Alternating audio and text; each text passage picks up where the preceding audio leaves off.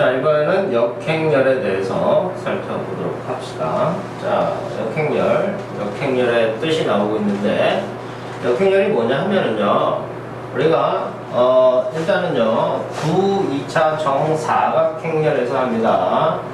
2차 정사각행렬에서 행렬 A와 X가 있다. 이렇게 해서 생각하고 있는 거예요. 자, 그런데 A하고 X를 곱했더니 단위 행렬이 나오는 그러한 X가 바로 뭐냐?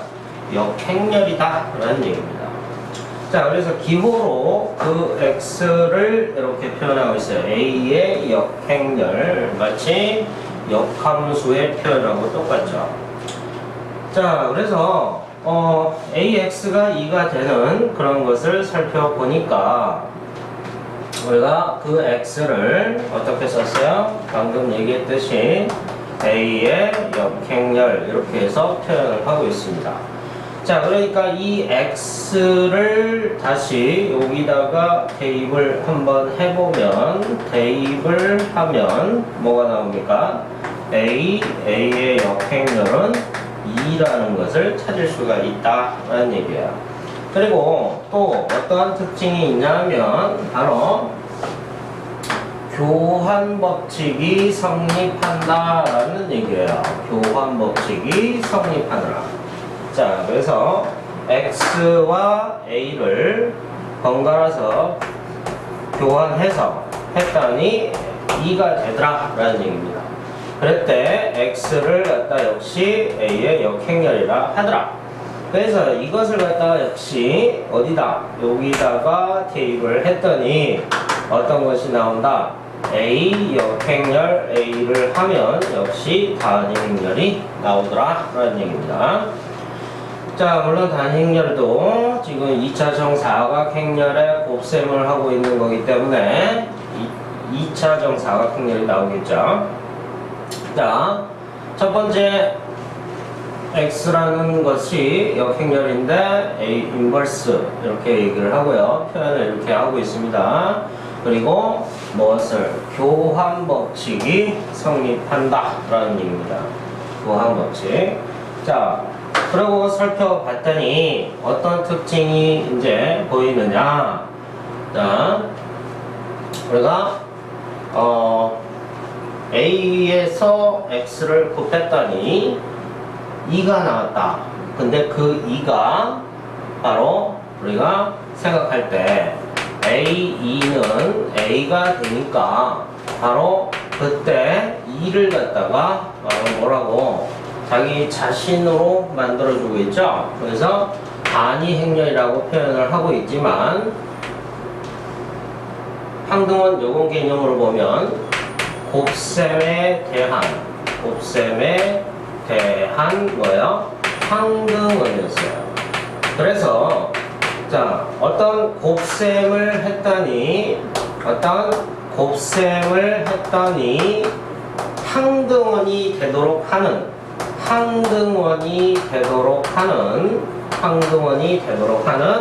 바로 X가 뭐냐? 바로 곱셈에 대한 뭐다? 여원이다. 이렇게 해서 볼 수가 있다. 이런 얘기입니다. 자, 그것을 역행렬이라고 표현을 했던 거죠. 수에서는 참고로 즉 실수죠. 실수에서는 곱셈에 대한 무엇을 했을 때 자기 자신이 되느냐? 그러면 곱셈에 대한 항등원은 1이었는데 무엇을 했을 때 자기 자신이 되도록 하는 항등원이 되도록 하는 그것은 A분의 1 그건 여원이었었죠. 그렇죠? 자, 여기에서 얘기를 하고 싶은 것은 바로 이 부분이에요. 분수 형태를 쓰고 있다는 얘기죠. 그렇죠? 수에서는 근데 행렬에서는 분수 형태, 행렬에서는 A분의 1 이런 것은 사용하지 않습니다. 자, 이렇게 역행렬에 대해서 살펴봤어요. 다음. 자, 그러면은 2차 정사각행렬 A의 역행렬은 어떻게 구하는가? 어떻게 구하냐? 이렇게 구한다는 얘기야. 자, 행렬 A가 ABCD가 있고요. ABCD가 있어요. 그런데 조건이에요. 기본 조건. AD 빼기 BC가 0이 아니면, 즉 AD 빼기 BC가 0이 아니면 바로 역행렬이 존재한다 라는 겁니다. 아주 중요한 거예요. 그때 요걸 갖다 뭐라고 표현하냐면 행렬식이라고 표현을 해요. 행렬식. 그래서 그 행렬식이 0이 아니면 역행렬이 존재합니다. 그러면 그 역행렬은 어떻게 구하느냐? 이렇게 구한다는 거죠. 여기 이렇게 공식이 나오고 있는데 이게 어떻게 나왔는지에 대해서 살펴보면, 자, x, y, z, w 걔가 단위행렬 된다고 했어요. 단위행렬 이렇게 해서 쓴 거죠. 자, 그래서 ax 플러스 bz는 1이고요. 그 다음에 cx 플러스 dz는 0이 나오겠죠? 그럼 뭐만 한 거냐면 이것만 한 거예요. ab하고 cz 요거 한 거예요. 그리고 cd하고 xz 요거 한 겁니다. 그래서 1이 나오고 0이 나온다 그런 거죠. 네, 1행에 1열을 했으니까 1,1가 똑같을 테고 2행에 1열을 했으니까 2,1 성분하고 똑같겠죠. 자, 그래서 여기에서 요거를 연립방정식을 풉니다. 그래서 여기에다가는 곱하기, 여기다가는 곱하기 뭐를 할까? 곱하기 d를 하고요. d. 그리고 여기다 곱하기 b를 해봅시다. 그리고 뺍시다. 그랬더니 여기에서 adx 그 다음 bdz는 d가 나오고, 그리고 여기에서 bc x 그 다음 bdz는 0이 나오겠죠. 그래서 그것을 뺍니다. 뺐더니 자, 어떤 상황이 나오느냐? 이런 상황이 나오고 있어요. AD-BC X는 D가 나오고 있다. 이런 얘기입니다. 자, 여기서 생각을 해야 됩니다. 이렇게요. AD 빼기 BC가 0이 아니면, 그래서 나온 거예요. 0이 아니면, AD 빼기 BC가 0이 아니면, 그래서 X는 뭐가 나오는 거야?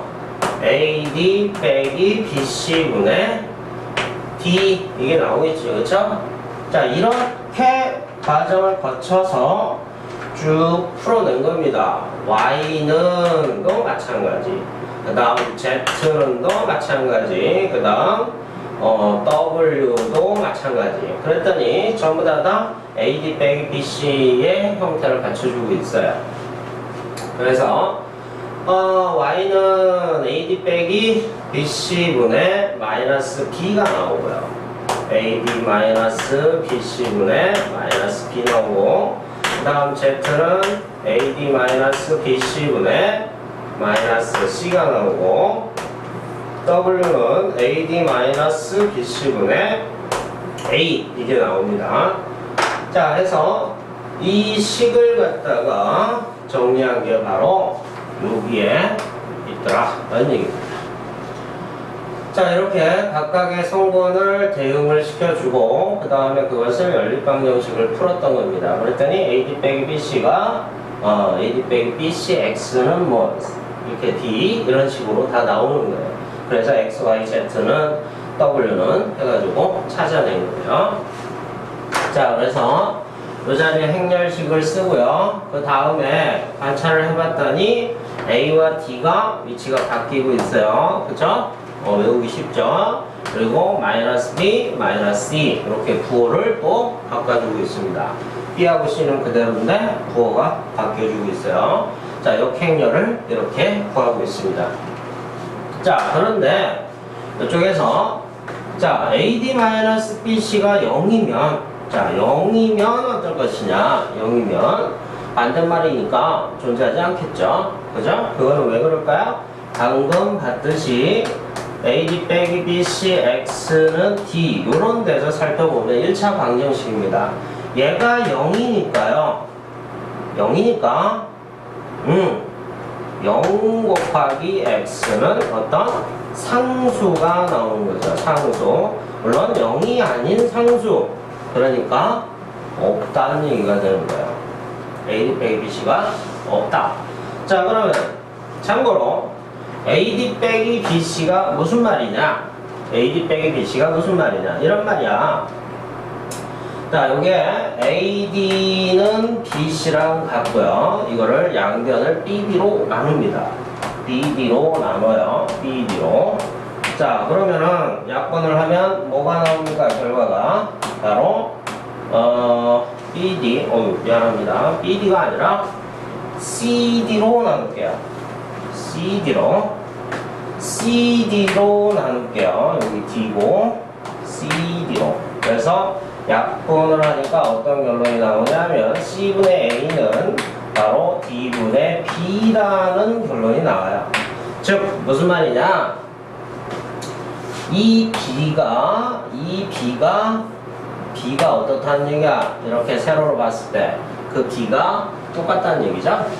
B가 이렇게 해서 본 B가 똑같을 때 라는 얘기가 되는 거죠. 무슨 말인지 알겠죠?